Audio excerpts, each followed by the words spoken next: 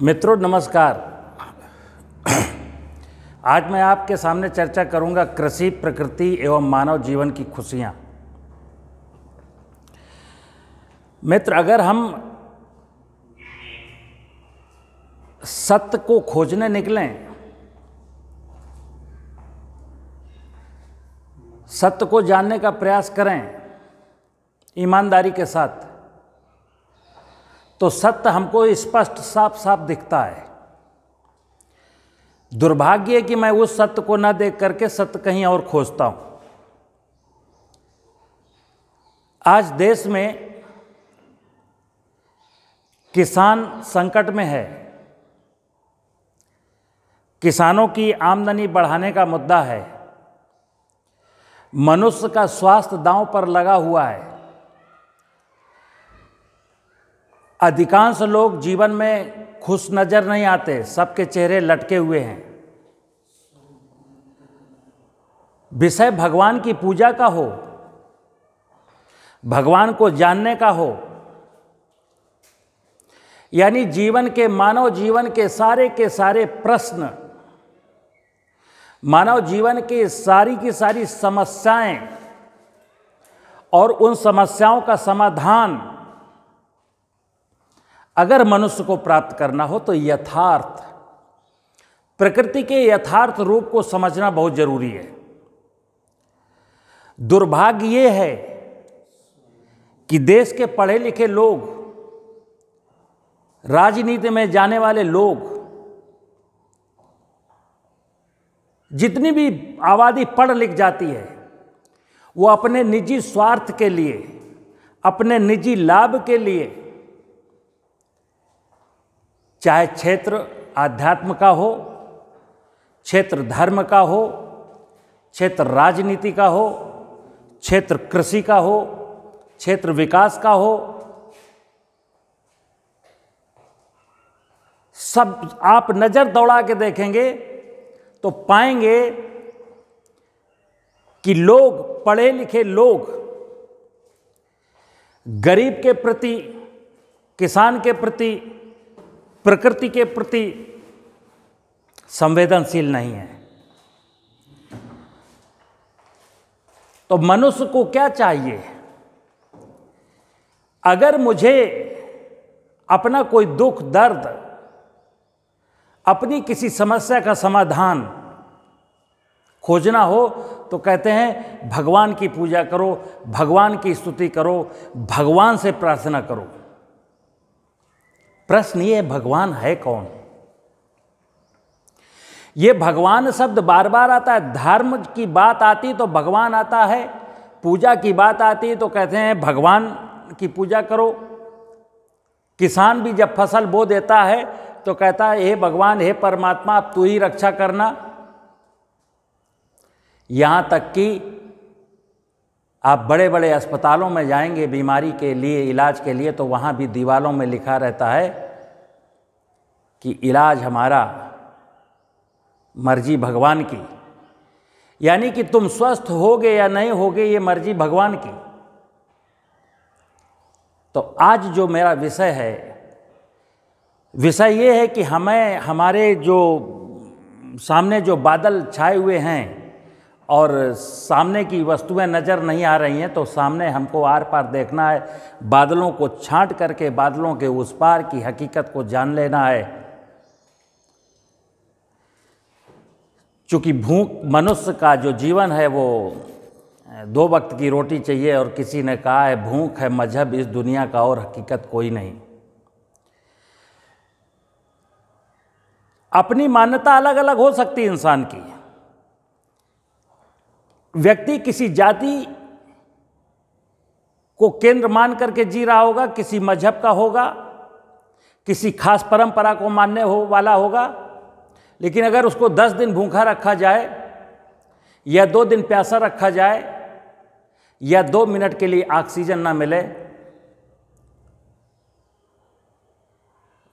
भूखे व्यक्ति से बोलो ना, 10 दिन के भूखे व्यक्ति से कि तुम किस मजहब को मानते हो, तो फिर वो यही कहेगा कि किसी प्रकार मुझको रोटी दे दो, उसके बाद फिर बात करते हैं। और किसी ने कहा भूखे भजन ना होए गोपाला।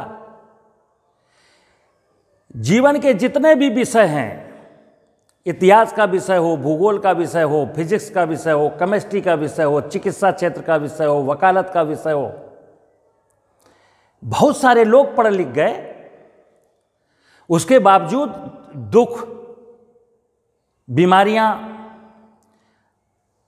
जो नीचे लेवल पर लोग दुखी हैं, बीमार है, असहाय है, नाना प्रकार की समस्याओं से ग्रसित हैं, वो क्यों ग्रसित हैं? क्योंकि सत्य को, जो जीवन की सच्चाई है, वो कोई परोस नहीं रहा है। तो आज जीवन की सच्चाई आपके सामने रखता हूं, कुछ नहीं है, भगवान मेरे सामने खड़ा है। और भगवान की जब बात करते हैं, कृषि की बात हो, प्रकृति की बात हो, भगवान की बात हो, पूजा की बात हो, साधना की, आराधना की, उपासना की, दुनिया का कोई भी विषय हो, ये जो शब्द लिखे गए हैं, इस शब्द से अलग कुछ भी नहीं है। शब्द लिखे कितने हैं? अगर इनको ये 20, 25, 30 शब्द हैं, अगर इनकी ये मेरे समझ में आ गए तो फिर दुनिया का हर विषय मेरे समझ में आ जाएगा और दुनिया का हर विषय मानव के लिए कल्याणकारी होगा। अगर ये विषय समझ में नहीं आते तो दुनिया का कोई विषय मानव मात्र का कल्याण नहीं कर सकता। आइए, मनुष्य का, चूंकि कृषि संस्कृति सनातन संस्कृति है, कृषि से 2 वक्त की रोटी मिलती है। तो मुद्दा एक कृषि का है, पहले मुद्दा एक कृषि का है। तो कृषि का संपूर्ण दारोमदार मैं कई बार पहले आपको बता चुका हूं, और ये जो मैं इस तरीके की वीडियो बनाता हूं, उसका ये मतलब नहीं, आप देख लें, ये बात जन जन तक जानी चाहिए। अगर हम सबको अपने बच्चों का भविष्य प्यारा है तो ये बात, ये विषय दूर तक जाने चाहिए, ताकि हमारे आने वाली पीढ़ियों का भविष्य उज्जवल बना रह सके। अन्यथा अगर ये बात हमने दूर तक नहीं पहुंचाई और लोगों के अंदर जन जागृति नहीं आई, तो ध्यान रखिए कि आने वाले जो पीढ़ियां हैं, मेरे मरने के बाद दूषित भोजन खा करके, दूषित पानी पी करके, दूषित श्वास ले करके, ग्लोबल वार्मिंग के वजह से, जलवायु परिवर्तन की वजह से, मनुष्य और मनुष्य के बीच बढ़ती वैमनस्यता को लेकर के जब हम घर से सड़क पर निकलेंगे तो मुझे डर लगेगा कि मैं लौट आऊंगा कि नहीं। और आज भी ये डर आज भी है कि घर से कब कोई निकल के जाता है तो उम्मीद रहती है कि ये लौट के आएगा भी कि नहीं आएगा। ये सामाजिक समरसता जो हमारी थी वो टूट गई, छिन्न भिन्न हो गई। लोग जातियों में, मजहबों में बंट गए, इंसानियत किसी के अंदर बची नहीं। मनुष्य पहले नहीं है, मनुष्य पहले किसी जाति का, किसी मजहब का है। मैं मनुष्य ही नहीं रहा। तो आज का जो विषय है ये कृषि की बात है। कृषि का संपूर्ण दारोमदार प्रकृति के वैभव पर निहित है। ये प्रकृति है। कृषि प्रकृति एवं मानव जीवन की खुशियां। हर व्यक्ति अपने जीवन में खुशियां चाहता है। हमारा लक्ष्य तो यही है। खाना खाने के बाद आनंद आना चाहिए। पानी पीने के बाद जो है कलेजे को ठंडक मिलनी चाहिए। और जब श्वास लेता हूँ तो भीनी भीनी खुशबू आनी चाहिए।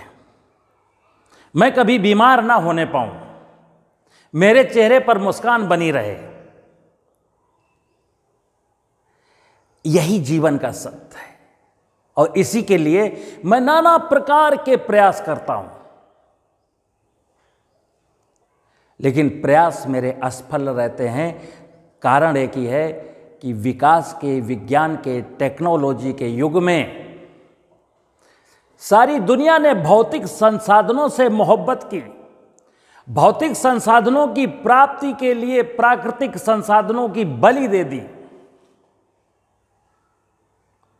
अब भौतिक संसाधनों में तो हमको खुशियां मिली नहीं, क्योंकि भौतिक संसाधन आपके जीवन को आराम दे सकते हैं, सुविधा दे सकते हैं, एंटरटेनमेंट करा सकते हैं, लेकिन जो जीवन की वास्तविक खुशियां हैं, जीवन के जो वास्तविक मूल हैं, जो हमारे आदर्श हैं, जो मेरी संस्कृति है, वो सारी चीजें मुझे प्रकृति के वैभव से प्राप्त होती हैं। तो देखिए, पंच महाभूत का नाम सुना होगा आपने। चित जल पावक गगन समीरा, पंच तत्व मिल बना शरीरा। ये पंच तत्व हैं भूमि, वायु, जल, आकाश और अग्नि। भूमि शिव का स्वरूप है, वायु ब्रह्मा है, जल विष्णु है, आकाश ब्रह्म है। ये ब्रह्मा और ब्रह्म जब उस कहते हैं उस परमपिता परमात्मा, वो सदा शिव, जन्म एवं मृत्यु के बंधनों से मुक्त, कण कण में व्याप्त, चर अचर हर वस्तु में, ब्रह्मांड के हर कोने में, हर कण में व्याप्त। तो कौन व्याप्त है? आकाश। इसीलिए आकाश को ब्रह्म कहते हैं। और अग्नि माने सूर्य। ये जड़ जगत है। जब हम जड़ जगत की बात करते हैं तो ये पंच महाभूत ही जड़ जगत है।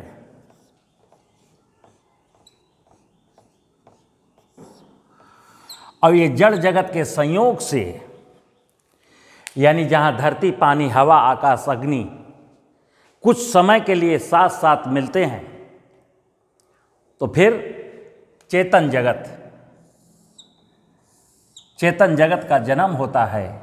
यानी जो इस भूमंडल पर जो चेतन जगत की इकाइयाँ हैं, उनको जन्म देने वाले ये 5 जड़ जगत की इकाइयाँ हैं। अब पशु का स्वास्थ्य हो, मनुष्य का स्वास्थ्य हो, मनुष्य के भोजन का विषय हो, पशुओं के भोजन का विषय हो, चिड़ियों के, जलचर के, थलचर के, नभचर के, जो जीव जगत की संपूर्ण माया है, उसके भोजन और उसके स्वास्थ्य का जो संबंध है वो सीधे सीधे जड़ जगत की व्यवस्था से है। पहले जड़ जगत की व्यवस्था से है, कालांतर में फिर ये जीव जगत की व्यवस्था से है। तो ये 5 तत्व, चित जल पावक गगन समीरा, पंच तत्व मिल बना शरीरा, चाहे वनस्पतियों का शरीर हो, चाहे जलचर का, थलचर का, नभचर का, या मेरा मनुष्य का, इन सब का जन्म, सब के शरीर का निर्माण इन्हीं 5 तत्वों से मिलकर के होता है।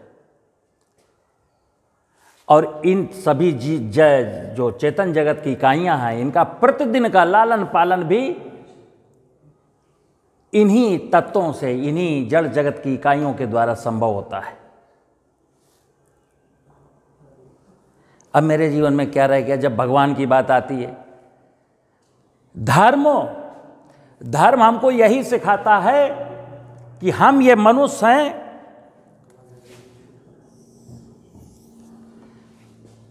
हम इंसान हैं, और कहते हैं कि हम परमात्मा की सबसे सुंदर एवं अंतिम रचना है।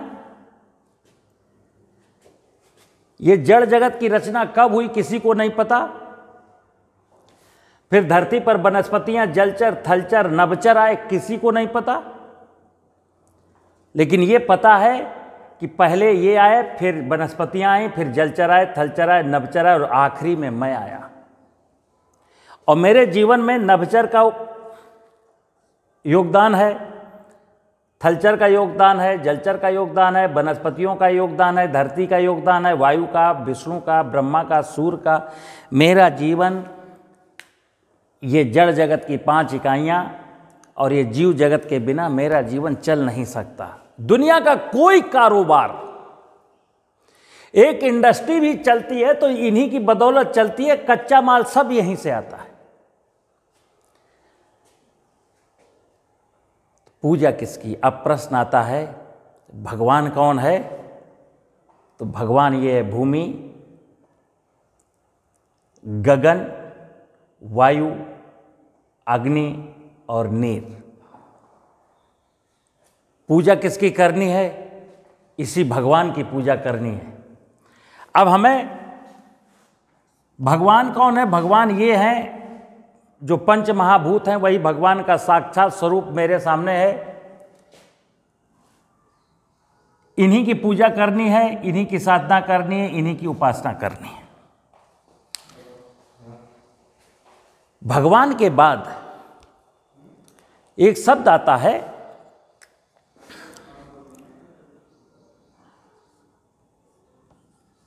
पार्वती का।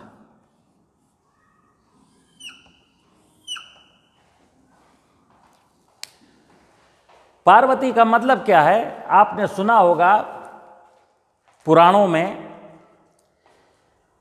कि शिव की शादी किससे हुई? पार्वती से। शिव की शादी में बाराती कौन से थे? हाथी था, घोड़ा था, सांप था, बिच्छू था, नादिया था। यानी कि शिव की बारात में कौन लोग थे? तो ये चेतन जगत की इकाइयां थी, आदमी नहीं था। ध्यान रखिए आप। तो पार्वती क्या है? पार्वती ये जो संपूर्ण चेतन जगत है ना, पृथ्वी के ऊपर फैली हुई जैव विविधता, बायोडाइवर्सिटी, पृथ्वी के ऊपर फैली हुई माया, यही पार्वती है। अब इस पार्वती को जलचर का मेरे जीवन में क्या उपयोग है, थलचर का मेरे जीवन में क्या उपयोग है, नभचर का मेरे जीवन में क्या उपयोग है, नदियों का मेरे जीवन में क्या उपयोग है, वृक्षों का मेरे जीवन में क्या उपयोग है, इनकी सबकी जानकारी का नाम है सरस्वती, जिसको कहते हैं ज्ञान की देवी। यानी कि हमको विषय मेरे जीवन का कोई भी हो, अगर मुझे प्रकृति की ये पूरी की पूरी रचना, इनके गुण, इनका मेरे जीवन में क्या उपयोग है, मेरा इनके प्रति क्या कर्तव्य है, जो कर्तव्य है ना जड़ जगत की और चेतन जगत की इकाइयों के प्रति जो मनुष्य का कर्तव्य है, वही मनुष्य का धर्म है। और मनुष्य का धर्म क्या है? ये सरस्वती के माध्यम से हमको जानना है, हमको सीखना है। सरस्वती यानी ज्ञान की देवी ये बताएगी कि हे पुत्र, हे मनुष्य, तुम अपनी जिंदगी की खुशियां जहां खोज रहे हो वहां नहीं है। जीवन की खुशियां प्रकृति के वैभव पर निर्भर करती हैं, और प्रकृति का वैभव ये है। भूमि, वायु, जल, आकाश, अग्नि, वनस्पतियां, जलचर, थलचर, नभचर, ये प्रकृति है। अगर आप इनके साथ सामंजस्य बिठा करके परस्परता में मनुष्य जीता है तो मनुष्य ज्ञानी है, वो मनुष्य धार्मिक है। और अगर अपने निजी स्वार्थों के लिए, धनाढ्य बनने के लिए प्रकृति की किसी भी इकाई को क्षति पहुंचाते हैं, जमीन में अनावश्यक खनन करते हैं, अनावश्यक पेड़ों को काटते हैं, नदियों का जल लूटते हैं, नदियों को अपवित्र करते हैं, नदियों में कचरा फेंकते हैं, या किसी वनस्पति को नुकसान पहुंचाते हैं, जमीन में जहर डालते हैं, जलाशयों को नष्ट करते हैं, पक्षियों को मारते हैं, तो इसी को कहते हैं अज्ञान। अज्ञान का सीधा सीधा संबंध अधर्म से है और ज्ञान का सीधा सीधा संबंध धर्म से है। तो सरस्वती की पूजा का क्या मतलब है? सरस्वती की उपासना का, आराधना का, साधना का मतलब है, हे मनुष्य, तू इस प्रकृति के वैभव को आत्मसात कर। प्रकृति के वैभव का तेरे जीवन से क्या संबंध है उसको जान। और जब ये कहते हैं ज्ञान मार्गी, मनुष्य के कल्याण के लिए 3 मार्ग बताए गए हैं, कहते हैं ज्ञान मार्ग। पहला मार्ग ज्ञान मार्ग। जब तक मनुष्य को इस प्रकृति के वैभव के सिस्टम को पता नहीं होगा तब तक वो अज्ञानी है, और जब ये ज्ञान मुझको प्राप्त हो जाता है तो फिर मेरा कर्म मार्ग क्या कहता है कि इस व्यवस्था को जितना अधिक से अधिक खूबसूरत बना सकते हैं उतना अधिक से अधिक खूबसूरत बनाओ। और फिर एक और देवी है जिसको आप लक्ष्मी कहते हो।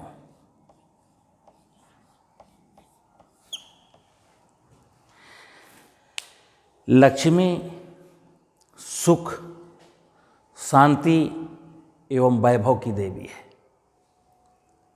आपके जीवन में अगर ये प्रकृति का वैभव सलामत है तो आपके जीवन में खुशियां आएंगी।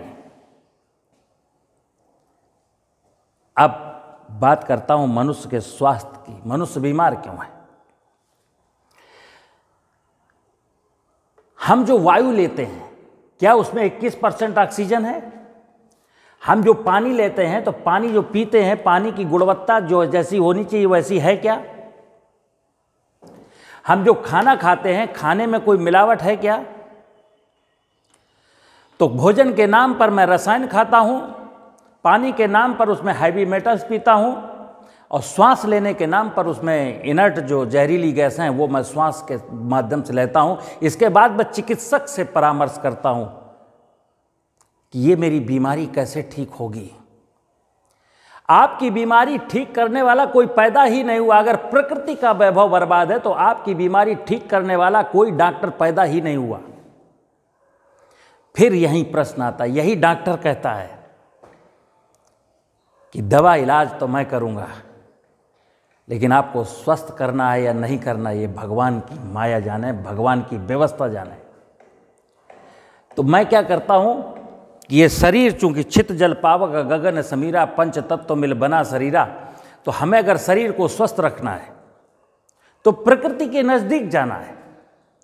हमको जमीन से नफरत है, डस्ट से नफरत है, धूल से नफरत है। हमको नंगे पांव धूल में चलना पड़ेगा, हमको मिट्टी के संपर्क में आना पड़ेगा, हमको खुले आकाश में सोना पड़ेगा, हमको सूर्य की रोशनी में तपना पड़ेगा। खुले आकाश में सोएंगे, नदियों में जलाशयों में डुबकी लगा करके नहाएंगे, तो ये जो 5 तत्व हैं 90% बीमारियां इन 5 तत्वों की कमी से आती हैं। और इलाज में आप देखना कि जब मेरा पानी स्वस्थ होता है तो उसमें बहुत सारे मिनरल्स होते हैं, और अगर पानी में मिनरल्स नहीं बचे तो बाद में हमारे दवा के टेबलेट के नाम पर क्या है, मिनरल्स ही तो दिए जाते हैं टेबलेट के माध्यम से। तो चिकित्सा आकर के यहीं टिकती है। तो जो व्यक्ति प्रकृति के नज़दीक रहता है वो बीमार नहीं होता है। आप सर्वे कर लीजिएगा। जो लोग शहरों में आ गए, एसी में सोते हैं, धूप से एलर्जी है, दिन में 4 बार घर की सफाई होती है, वहाँ आपको स्वास्थ्य नहीं मिलेगा, वहाँ आपको बीमारियाँ मिलेंगी। ठीक यही मुद्दा कृषि का है। हम फसल भूमि में बोते हैं, अब भूमि की उर्वरता क्षीण हो गई है, भूमि में ह्यूमस नहीं बचा। शिव भगवान विष पीते थे। विष का मतलब है जो मनुष्य के योग्य वस्तुएं नहीं है वो शिव को समर्पित कर दो। सड़ा गला मल मूत्र कचड़ा जितना भी हो शिव को समर्पित करो, यानी धरती माँ को समर्पित करो। शिव उसको रिसाइकिल करके अन्न के, फल के, सब्जी के रूप में आपको दे देगा। मैं धरती में ह्यूमस की मात्रा बढ़ाने के प्रति संवेदनशील नहीं हूं। जलवायु, ये वायु और जल, जल वायु का मिला हुआ जलवायु है। जलाशय खत्म, गांव के जंगल खत्म, खेत की मेड़ों पर खड़े हुए पेड़ खत्म। अब जलवायु परिवर्तन तो होगा। ना जल है, ना सतही जल है, ना पेड़ है, तो जलवायु परिवर्तन तो होगा। जमीन में बहुत सारे माइक्रो ऑर्गेनिज्म जो रसायन की वजह से मर गए तो जमीन का तापमान बढ़ गया। जो जीव जंतु माइक्रो ऑर्गेनिज्म जमीन में बफरिंग का काम करते थे, जमीन के तापमान को ठंडा रखते थे, वो चूंकि केमिकल डाल के मर गए, इसलिए जमीन का टेम्परेचर बढ़ जाता है और पानी लगाने के बाद भी गर्मियों में फसल मुरझा जाती है।